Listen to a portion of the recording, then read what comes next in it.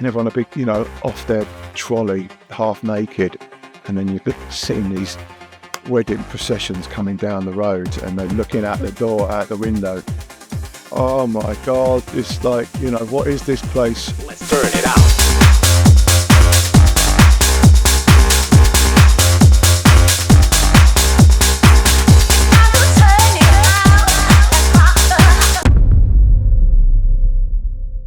Hi, this is Tall Paul, and this is the story of Rock the House.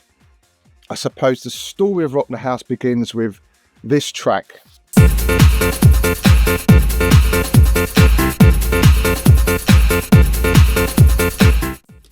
It's called Love Rush and Bring the Noise, and it's by Dectician, which was my name for when we used to do the pirate radio stations.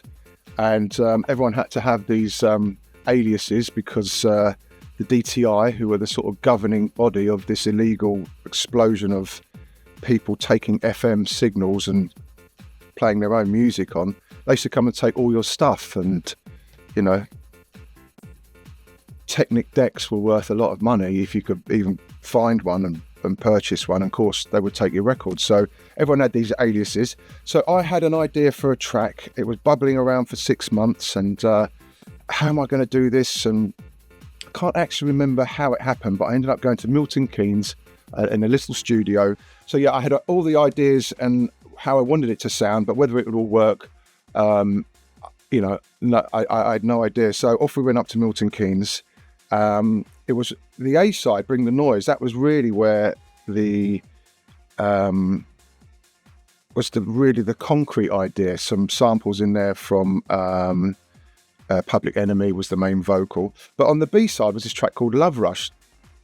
A little piano idea, a bit of Gat decor was in there as well. But that is the track. That is the one that started to move quicker as far as the demand. I used to play it at trade towards the end of the night, and it just became one of those anthems that, first of all, people were asking, what is it? And then they were trying to find out where they could get it. I'd only pressed 500 copies, and then I started taking it around to the shops, and there was a little demand buzzing. Anyway, a few weeks later, Jerry from Hooj Tunes, Jerry Dickens, came up to me either after the set or in trade and was asking about, what is this record? You know, where is it? And he said, look, come, we'll have a meeting in Soho. I think it was near Bluebird Records, old Bluebird Records down in Soho. And he said, look, he obviously thought I was some sort of super duper producer, which I wasn't. And he said, look, come down to his studio and make a record for Hooj. Now, Hooj Tunes, for anyone back then, was a serious record company, independent, and were just on it.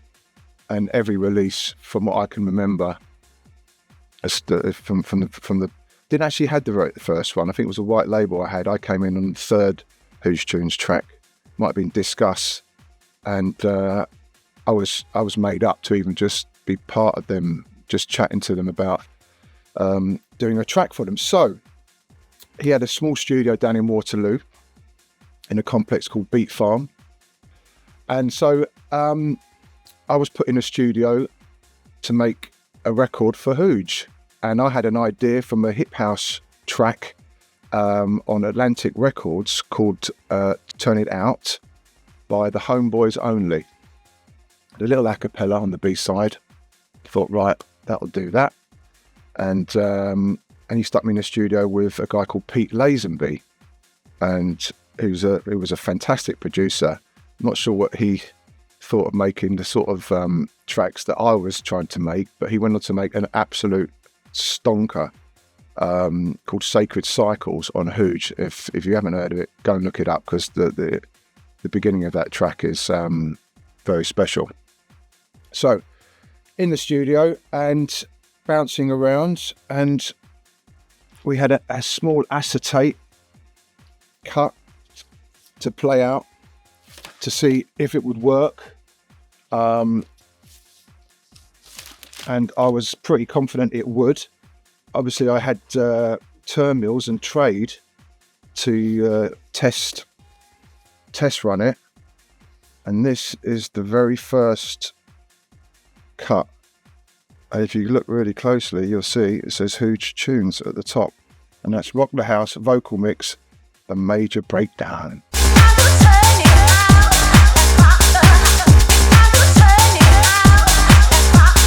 So we had the track finished, and Jerry couldn't get it in the schedule for whatever reason.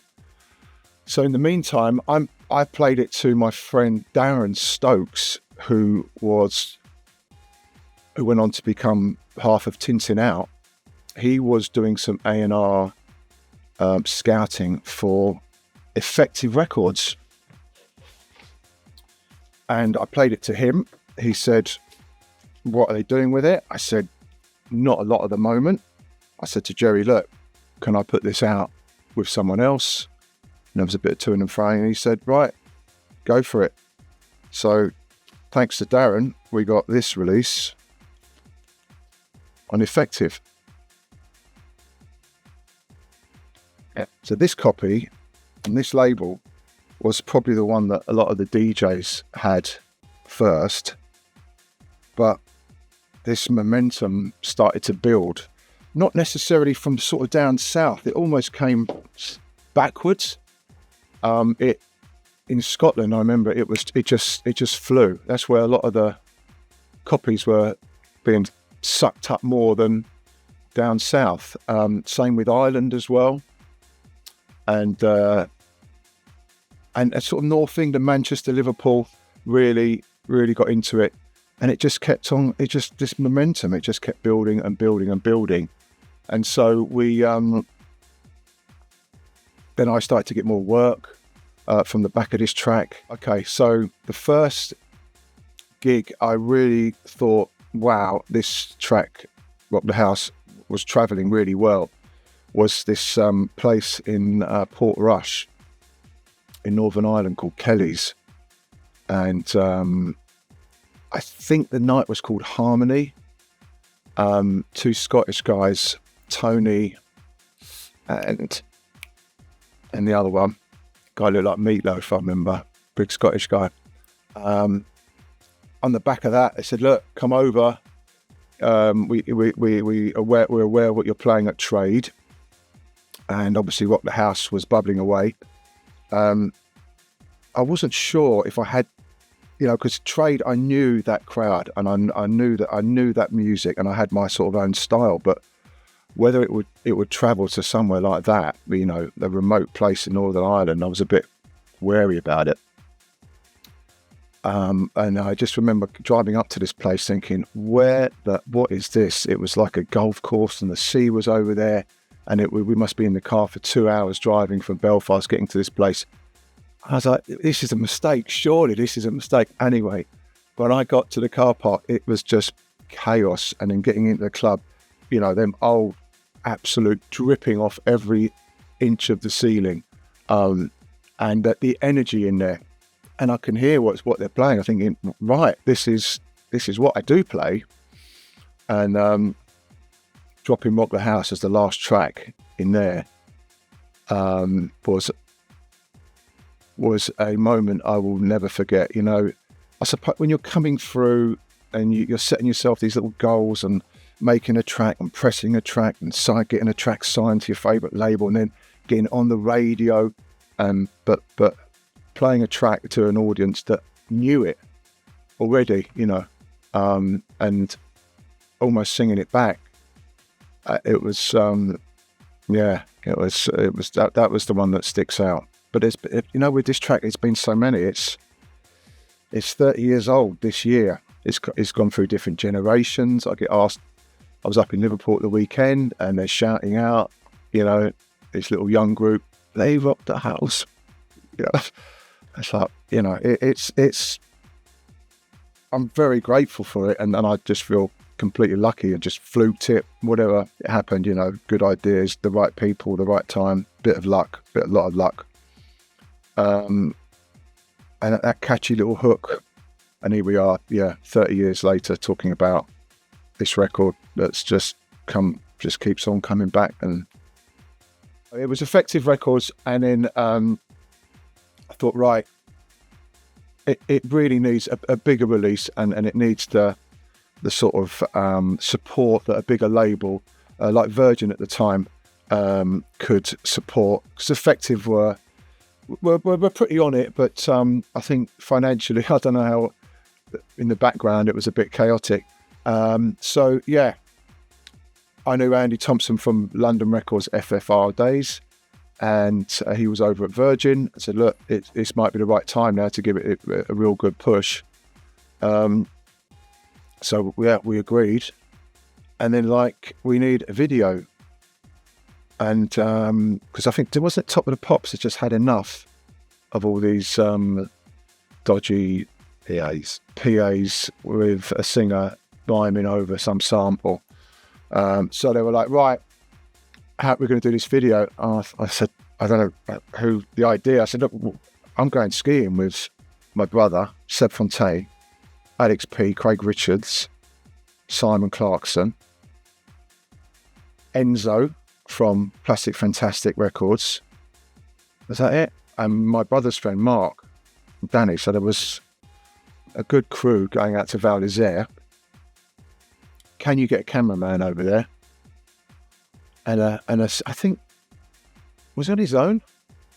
Or was he just, I think he was on his own. It looks like he was on his own. Yeah. Yeah. Well, considering, budget restrictions. getting all them lot to actually wake up and be somewhere on time for something, especially before midday, was a struggle in itself. But yeah, he came along, and then there was a couple of days of filming, and then doing these jumps at the end. And this is where we were supposed to go, bomb it as fast as you can, do the jump, and if you crash, you crash, because the snow's nice and deep, and we'll get that, and that'll be the sort of ending. So as far as I remember, Enzo, he got the 10 out of 10 as far as having a wipeout, because he had a big one, and we caught it on film. And then there's a bit of debate about whether I do that jump at the end, because we came across these two lads that had just been sponsored by Oakley or someone, and they was like, what are you doing? And we said, well, look, we're doing this video.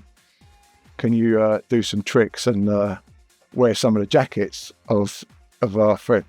But I'm pretty sure, because we were all snowboarding then, and I'm pretty sure I attempted one of those jumps and they caught it, but everyone doesn't believe it was me. But I've got broken bones and wrists to prove it on that day. So yeah, that was one of them lucky things we managed to pull off the video to that, and it's still out there now. If you haven't checked it out, you can see all of us having a bit of fun on the slopes with a bit of Rock the House in the background.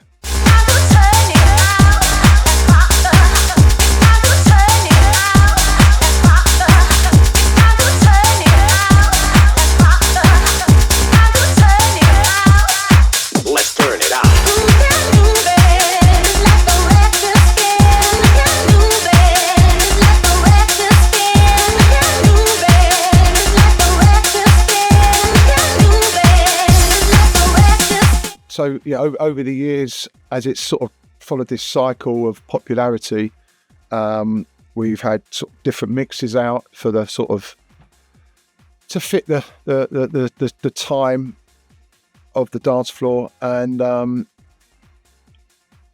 don't know if it's on the back of Commisra or this whole retro sounding, not fascination, but certainly influence of the current music where we are 2026. So last year I was thinking, right, this is it, 30 years is coming up of Rock the House, and so it's time to unleash some remixes for the time, for the now, and of course the original one on there as well, and just really as a sort of nod to everyone who enjoyed it, and hopefully some more people are going to find it and enjoy it, and what it means to people and where they were when they heard it, and I'm finding out more, and I'd love to hear the stories and the videos.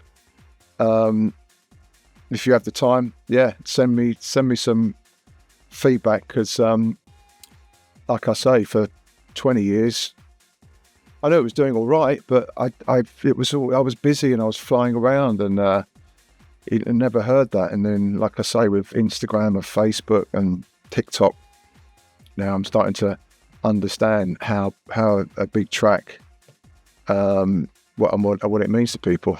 Yeah, so that's about it for the Rock the House story. I hope you enjoyed it. Hope it answered some questions, and I'm sure there's some info in there that you didn't know about.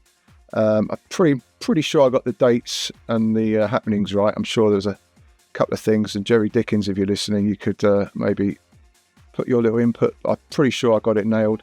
And just thanks for everyone who's enjoyed the track, who's enjoyed the original one over the years. And watch out for the remix package coming out this summer, 2026. Let's turn it out.